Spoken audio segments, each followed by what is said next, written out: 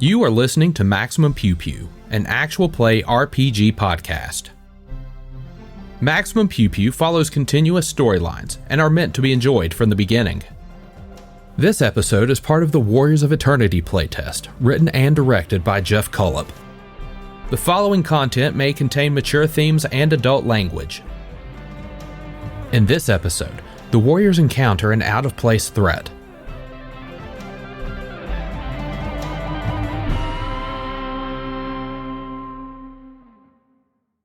Like imagine like a some sort of farm machinery being pulled behind a tractor, wide, and then like a continuous miner sized piece of machinery that is caught between two edges of a chasm wall where it's narrowed.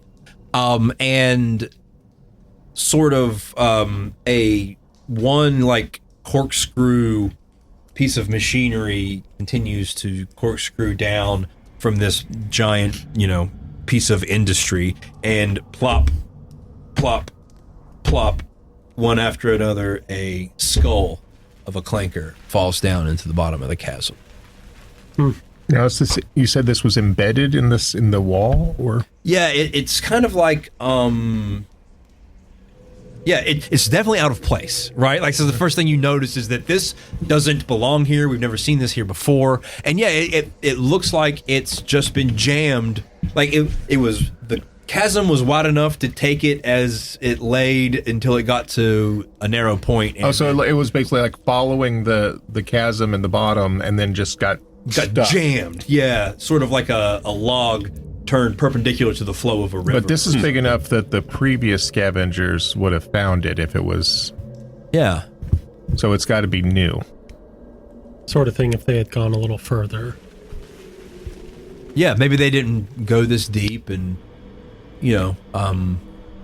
but what we've resolved is that this is where you see the mice sort of picking up these skulls as they fall and like bringing them and gathering them and trying to use them for whatever a scroll-sized mouse might use. And these skulls that are coming out, like, do they actually look like they're newly manufactured, or are they just the same level of rust and corrosion as the ones we found earlier? Yeah, it looks like it's just the same level of rust and corrosion. That it looks like it's it's seen some weather. It's weathered, and that's how they come out of the machine. That's weird. Do we hear anything from the machine besides the drop of the helmets here? It's kind of like a soft whirring of the screw type device. Thratgul, could we do an experiment? Could we take one of these skulls and see what Sprat sees in it? Like why these creatures would be attached to these things while they're trying to draw them out, if there's something specific that's... We can definitely take a look. Hey, Sprat. I just, hold down my arm with the, with the spear. Hey, Sprat, go play. Yeah, so Sprat jumps off of your shoulder and crawls down towards the skull, and Sprat, like, his big round ears, like, tuck up against his neck, and he kind of buries himself into the skull, and you see like a spark, and then sort of like you see some black smoke come out of the eyes of the skull, and Sprat comes back out, and there's like a little like yellow sort of triangle that looks a lot like the snacks that you kept bribing him with. Sprat, no, do not eat that. Do not eat that. Quickly try to get it out of his hand as he opens up his mouth, about to shove it in. No. So I mean, is that organic? Like, is it? As I'm looking at, I'm assuming it's about this big, about like an inch-ish. Yeah. I'm looking at it, and I immediately just hand it over to Grognar here. Grognar, do you have any idea what this thing is? So I don't kill my little friend. So we don't kill the population. Yeah. Why don't you make a gadgetry roll? Cool. 13. 13's your total? Nope. Okay. At level 1, let's say that probably an average DC in my mind is 12, so it feels like you succeeded on the roll. It feels to me like you're getting ready to define like what the reward for killing a clanker is. Like I think that this yellow triangle bit, and maybe we just call it a bit. But what does a bit do for you as a tinker? Like what can you do with a bit?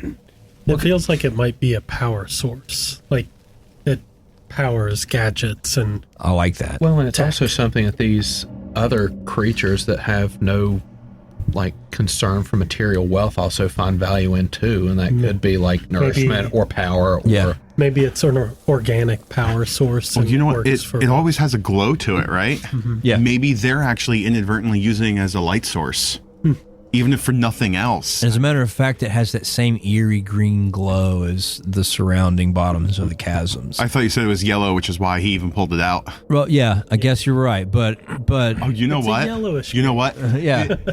The yellow, Yeah. the yellow hue is something that actually scares predators off.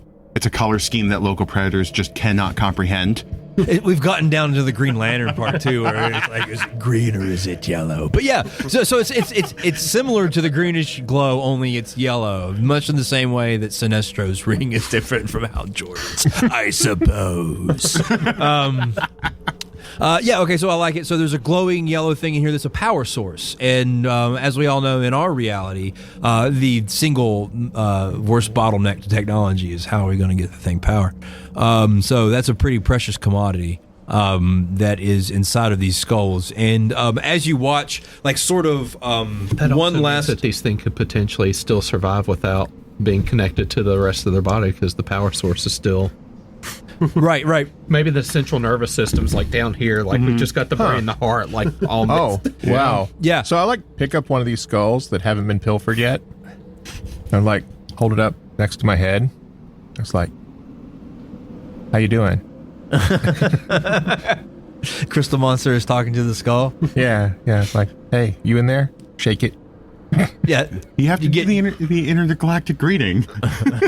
Ba weep, grana weep, ninny bong. And I offered an energon cookie. Yes. Somebody else gets it. There is no reply. All right. That doesn't mean you have to stop talking to the robot skull. Yeah, it also might mean that like its central nervous system, the equivalent of our brain, might actually be someplace more. That's true. This is just the monitor. The CPU is down in the torso. Well, and also could be literally the lights are on, but nobody's home. And so, speaking of all of that, like the corkscrew piece of the machinery, like one last helmet sort of falls out of it, and the corkscrew keeps spinning and spinning and spinning and spinning, and no more skulls are coming out. But you hear this strange clanking in the distance, and all of the squirrel-sized mice disappear. And in the distance, in the green glow of the miry muck, you see shambling, clanking towards you, a mob of headless clankers that are all holding repeater rifles in both of their hands with red bolts of laser energy. Pew, pew, pew, pew, pew. Must be an auxiliary powered sword.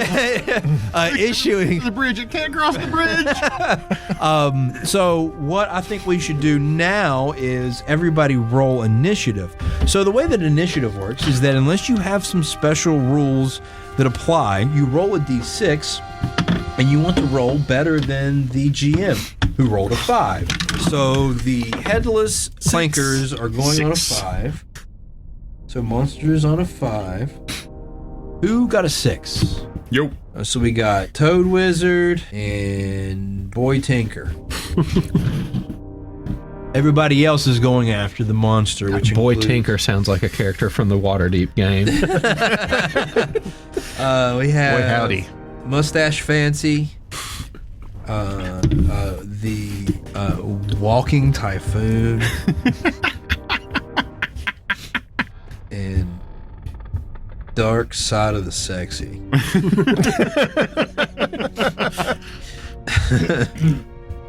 Two of those could apply to me. Well, I mean, we need to have a dark and a light, so, you know. You don't want Boy Tinker applying. No. It wasn't Boy Tinker. So it's up to you. So in the distance, you see 5 of these headless, gun-toting clankers heading your way. And either Toad Wizard or Boy Tinker may go first. Kill them all. This is your this sort of thing is your thing more than mine. You want these things destroyed? You want to save them for your own research? Because, you know, my interest is your academics. You know this. Yeah, they're not good. We probably should try to make sure they don't kill us first. So I like tilt my head slightly so you see the one eye, you know, looking down at you. You want them? It's time to fight. Okay. So I'll probably just start off with using one of my gadgets to hit somebody at range. Okay, what is the gadget you're using? It's a force missile. Okay, yeah, force missile. So what does your force missile look like? How does this work? It's like a Nerf blaster you have? Is it like shoulder mounted? Is it I like the idea of like a shoulder mounted, like I have to take aim sort of deal with this force missile. Okay. And like I have to have some distance so they're not. And you're almost like looking like a bazooka there whenever you're mounting it. Okay. I like that a lot. Okay. And it's a 5. Yeah, that is going to miss the Clanker's AC. He rolled that was his damage die. Oh, my bad. Wait. So are we rolling a d20 for it to hit? You need to roll a cast. So that's you need to roll a D20. cast. Sorry. Yep. That's caught. Okay. 2. If you want to borrow a tray, go for it. That didn't work out. No, didn't All right. hit. First of all, read to me what force missile says. Sorry. It's immediate duration, 96-foot range. Target suffers medium damage. Okay. Yep. So you would have to hit the target. Mm-hmm. And that didn't work with a cast, and so you missed. And it is now that'd be me. Toad Short Wizard's Hop's turn. Hey. I resemble that remark. Totally went right there. I know. Yes, the pun is intended. But no, what I'll be doing at this point is seeing this group of, you said 5 headless clankers coming our way. I know what my limitations are, so I'm going to play up on those and my strengths. At that point, you hear a bit of a guttural, not quite a ribbit from deep in my throat.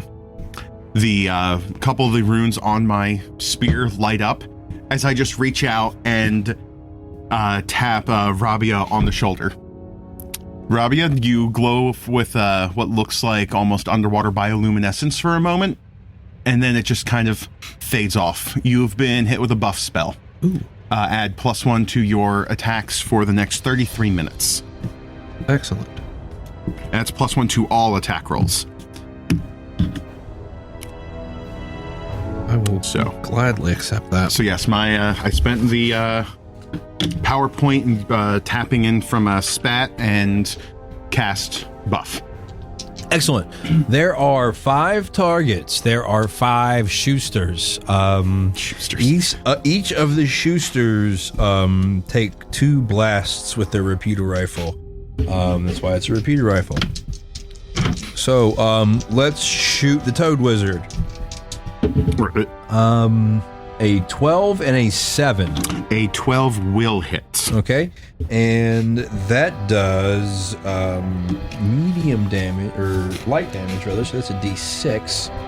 So takes 6 damage. Okay, so I subtract my soak from that. You do. So that'd be 5 I've taken. That is painful. Yeah, that's a big shot. Yeah, you hear a very guttural as I reel back from that. Thankfully, Spat was on the other shoulder. I am shooting at the agent with an 8 and a 13. And if I calculated my armor class right, those both hit.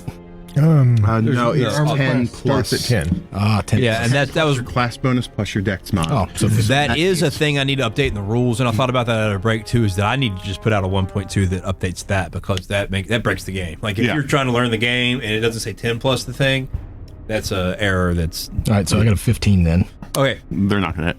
Then both miss your mustache protects you, agent. Oh, okay. So let's shoot twice at the crystalline cleric, mystic.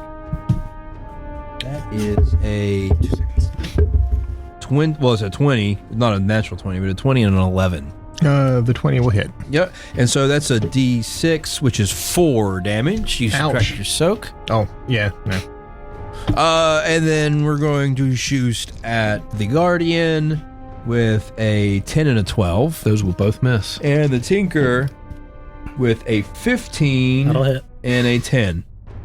Not 10. All right. And the Tinker will take, 4 damage minus your soak. So I roll really high on damage on everybody I hit. Those lasers are juicy, fellas. Yep. It is Mustache Fancy's turn.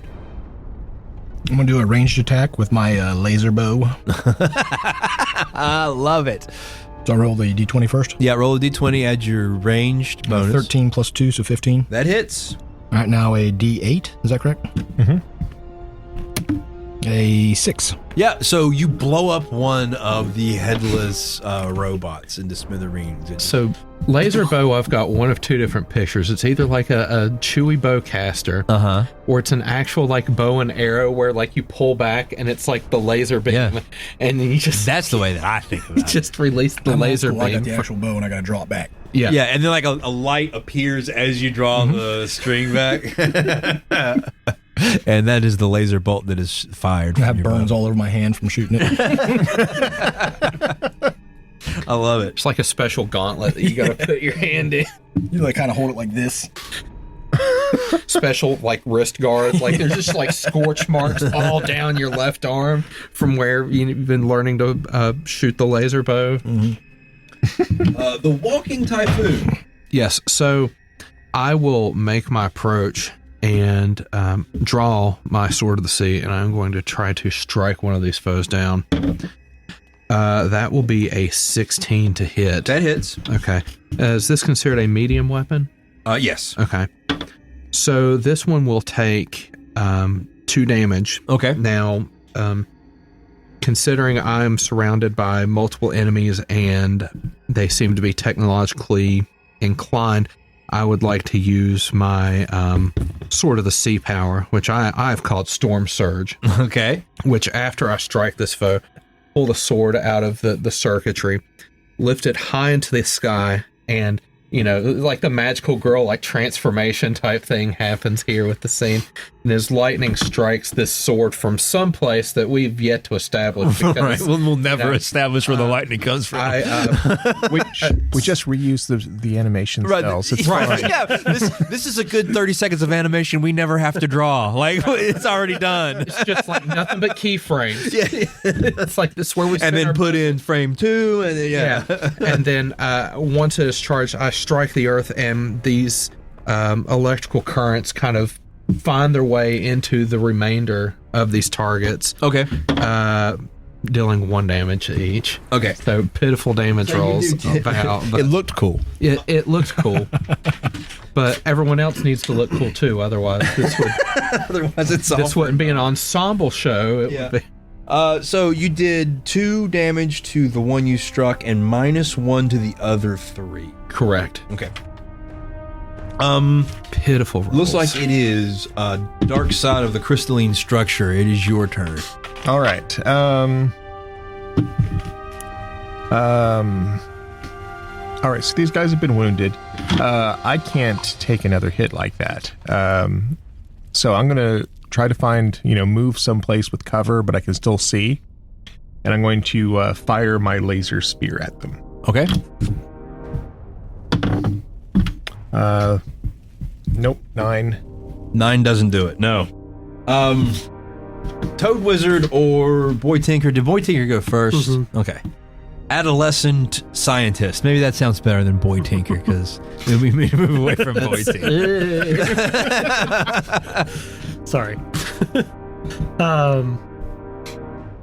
Yeah, I am going to fire my energy sling. That's just a regular ranged weapon for me. It's a 5. That's not going to hit. So, Gosh, like a regular swing, and as you swing it, it's like gathering energies and stuff into it and just creating like a larger and larger amount of just like... I'm super excited about that one. Yeah. It's like it makes that hum too. Like you can tell, like, oh, there's something dangerous about that. Much like many teens, though, you let go of it too early. Preteen. Toad Wizard. Yes. So to go ahead and pull a page from our crystalline structure over here, I'm going to do a short hop into some cover. Hey, wait. You said we couldn't say short hop. But it's true if it's only a short hop. No point in leaping into cover. He can say that word. That is his word. I'm taking it back, damn it. But no, I'm just gonna get behind a bit of cover, brace the spell spear, and fire off a bolt of blue light as a couple of the runes glow again, and then a little blast comes out. Ranged weapon. Okay.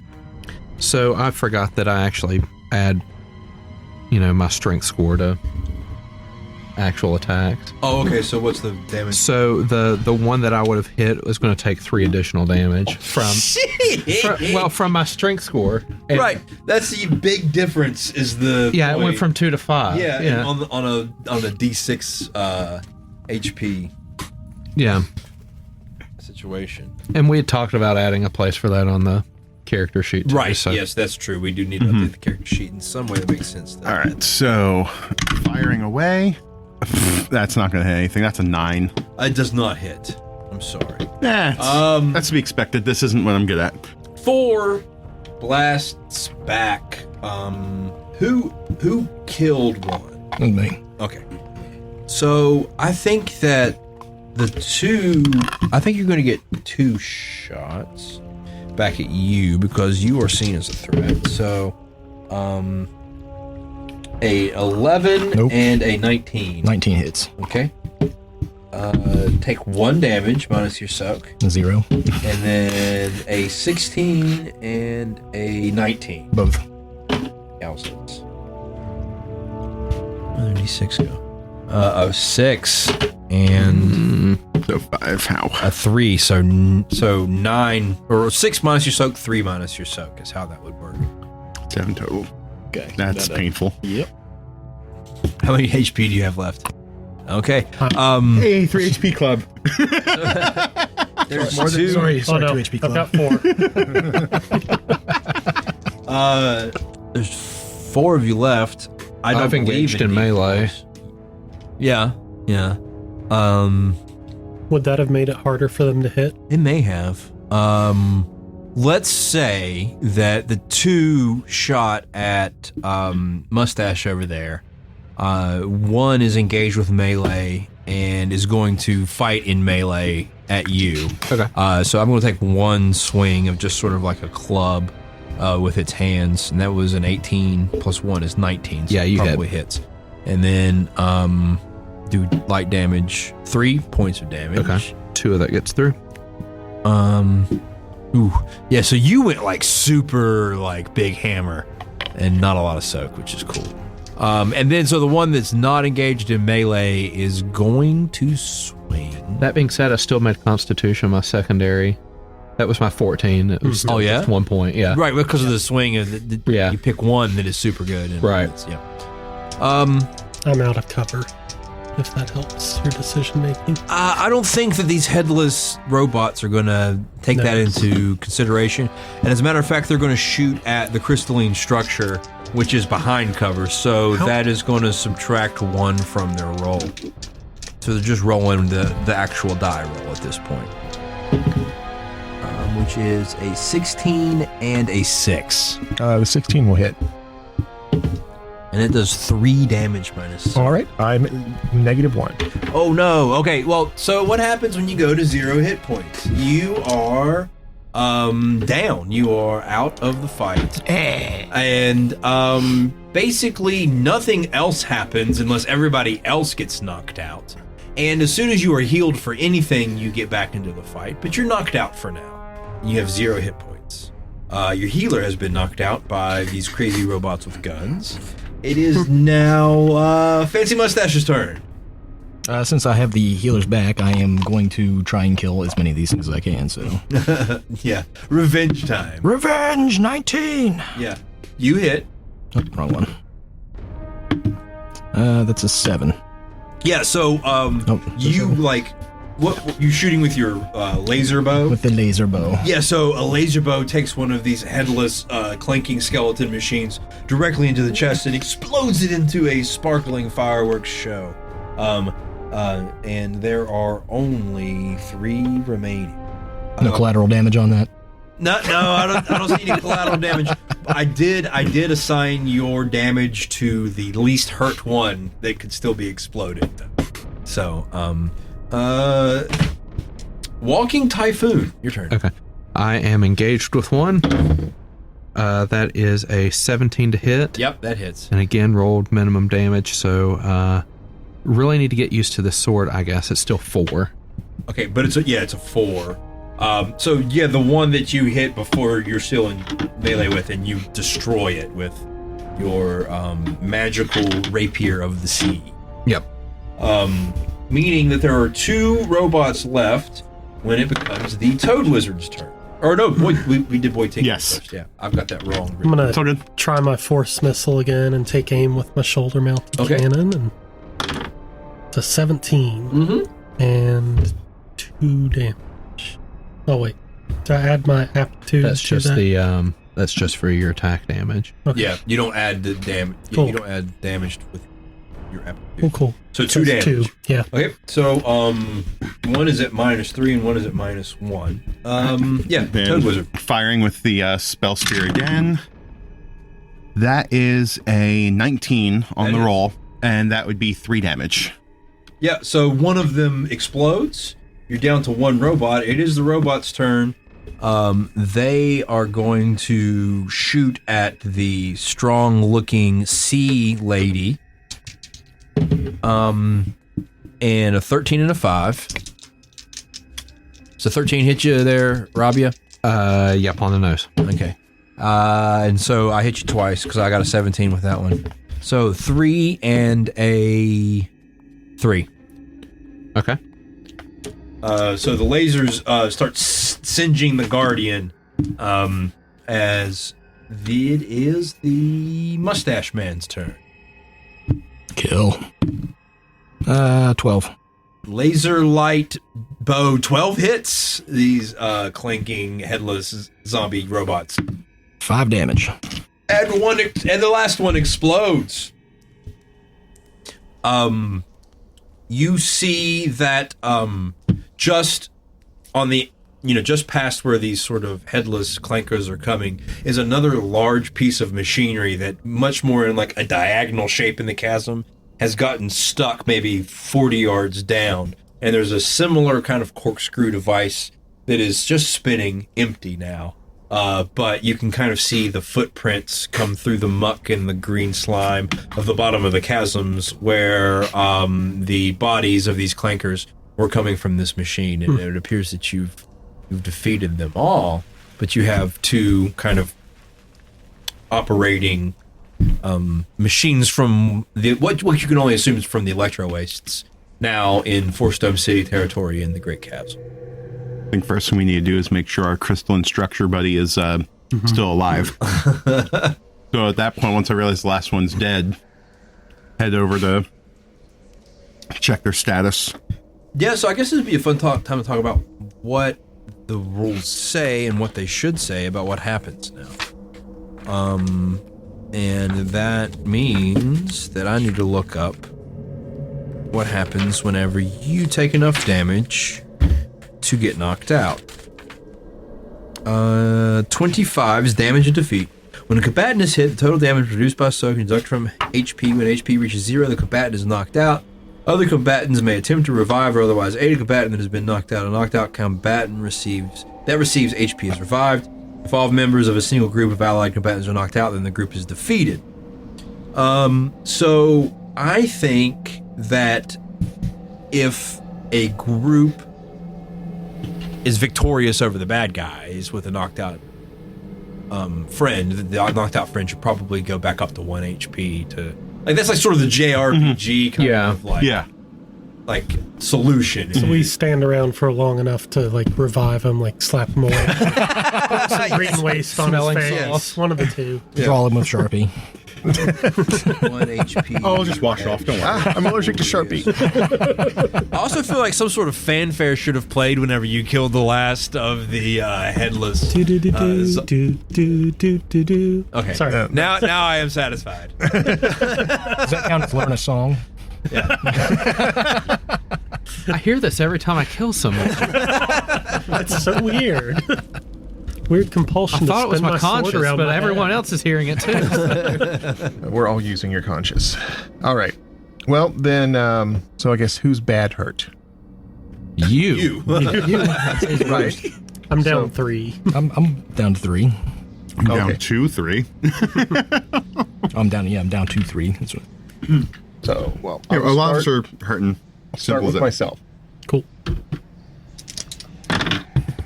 I wish I could go over my total Right? because that was a 13. All right. Which one of you two are getting it?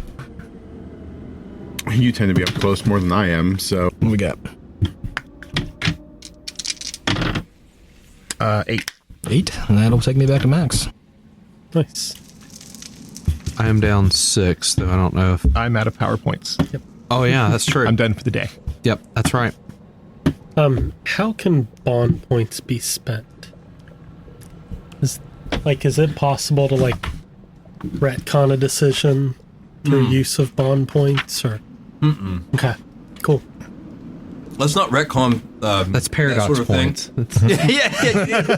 You need a paradox point to retcon, or like a time box jump. Oh, shit. But, Yeah. But no, so bond points can be spent at any time to acquire companions, or to level up, or Okay. to boost your total number of power points. I forgot about my time looper ability. I should have been using that throughout. No. When a player fails to roll a d20, spend a power point to roll 1d8 and add the result to the d20 roll. Ooh, That could have been handy. Sorry, guys. inspiration. You can give it to other people. Yep.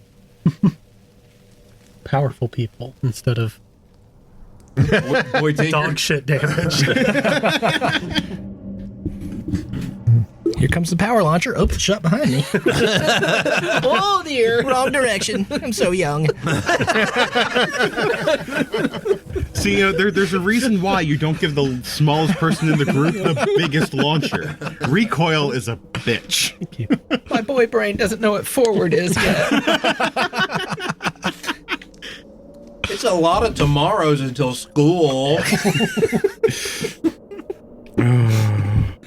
So is there a way to give bond points to somebody to turn into power points? No, you should. Can't you do have, anything? How many do you have? I have 2 bond points. You can use those. Yeah. Spent for things later. Spent for things later, but I don't know if I can use a bond point to give a power point to another character. I don't know if that was a option. I have to check myself because when I hear the word consider it. PowerPoint, I'm thinking the Microsoft product on occasion. Yeah. and giving someone a PowerPoint, Giving a it's like, PowerPoint. ooh. Welcome to my TED Talk. Yeah, that would be the class prompt for the for the bureaucrat. Oh my God, TED class. Talk is a prompt. Yeah. Or PowerPoint. welcome to my TED Talk. Yeah, is the prompt for some sort of face character that is yet to be invented. Oh, don't get me started. So we've got these 2 machines that it's 2 of them, right? Kind of like mining machines that we've determined are from the electro wastes. And they appear to be tunneling underground. No, not necessarily. I didn't want to give that impression. It looks like Okay. they were swept here by some sort That- of weather event. Okay, or so, something. all right. So Gotcha. And there's this log jam that's kind of kept them from sweeping any further. Right, and it appears that one piece of machinery is sort of making the rope, or at least storing or expounding this headless robot with a weapon, and the other machine is expounding sort of this. Yeah, so that kind of spiral spinning thing you were talking about is more like a Dr. Seuss style deployment of. Right, yeah, it was kind of like splat, like a Ren and Stimpy conveyor belt. Yeah, almost. gotcha. Yeah. So basically, Rocko's Modern Life, like yeah. So the one drops the body, it marches over, gets a head on it, and then it continues marching on. Yeah, you can definitely see that happening. Except that they're in two different spots in a chasm now. But they're supposed to be closer together, is what And what you note, I mean, what's obvious after the fight is that the headless skeletal robots were pretty good at firing lasers at y'all and moving around, despite the fact that there were these skull apparatuses with something that it seems like a power source of some sort that's a yellow triangle that were inside those skulls. Well, that bit seems superfluous. Just ignore that. Are we under the Not impression that they could see out of the skulls regardless whether they were attached to their bodies? It's a good theory. Oh, remember, they do function on a hive mind, so. Well, shit.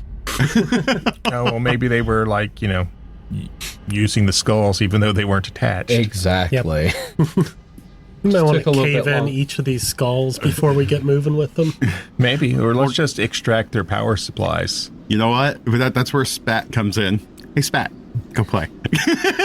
Speaking of Spat, like all of the mice that sort of disappeared as those clankers were coming towards you with their repeater rifles, they're all sort of back and they're like scavenging, for lack of a better term, bits for their nest or some type of thing that they think that some shiny bit to take back home and store, and they've all kind of come out, and much as they were dragging the skulls, are kind of like picking apart at the larger machinery and kind of like taking nuts and bolts and wires and things back with them to their holes in the chasm. I think we should, once we get back, we should arrange for, humanoid scavengers to come down here and collect the rest of the machines, but, or at least what's left of them. But, so here is an idea that I like. We have access to the power supplies for these robots, basically, and they're this kind of this triangle organic, Or at least an thing. auxiliary power Yeah. supply. They seem to be functioning quite well without them. How compatible is that power supply with my crystalline matrix? Make me a gadgetry roll. Rub it on. See what you're able to do with it. Well, gadgetry is not my thing. Okay. So this is the crystalline mystic's understanding of the robot tribe. Yeah. So what is? I mean, give me a roll, and if you roll a natural 20, then maybe you were a match made in heaven, and you don't even know why it works. You just know it works. No. Yeah. Here, what do you think? Can you extract the power from these? Can it be rubbed on inorganic material? And Yeah, I hold one up to my eye and look through it. Yeah. So, just from your profession, you sort of understand that they're important, but you don't necessarily see a way to use their utility right away, I guess. Didn't quite get there. Yeah. Sorry. I mean, he is a It's going to boy. require some study. Nah, that's fair. We should collect a bunch of them then. I feel like we just had an opening scene that developed in sort of like a little adventure down into the chasm, which got us another scene. We were able to capture some bond points. There was a combat scene, which is always fun. Anything that we want to do to wrap up before we kind of like close out on our adventure down into the chasm to figure out what's going on with the I think there needs to be a properly menacing setup for the next adventure. Like whoever is what are these machines even doing here? I mean, if they were blown in from the waste, well, isn't this kind of, there's a certain amount of distance between here and the machine wastes? And so what are they doing here? Are they part of a army that we don't know about? Is it like an advanced force that they're shipping these two big machines together and they're supposed to go in and soften people up? Or I were feel they like just blown in last week's storm? yeah, I feel like as we make our retreat, Yeah, like but the they'd have to little be mouse close enough to creatures be- would be receding again because like something else is sort of marching through this chasm that we've Right, and so, kind of as it dawns on you that, what is this? What are sort of the signs and portents of what we have discovered here today? You kind of see this strange spheroid hover above you at the top of the cavern, and it kind of like hovers, and it makes sort of like a sort of sound, and then like flies off into the distance. And so the questions become not only where did these things come from, what does it mean, but also who or what would be missing something like this, and will they come back to find it? Warriors of Eternity is written by Geoff Cullop of Fish in the Pot. Find out more at fishinthepot.itch.io. Title music by Adventrium of MNMaxed. Check out MNMaxed on your favorite podcast syndicator. Ambient music provided by Tabletop Audio. Original 10-minute ambiances and music for games and stories. Find out more at tabletopaudio.com.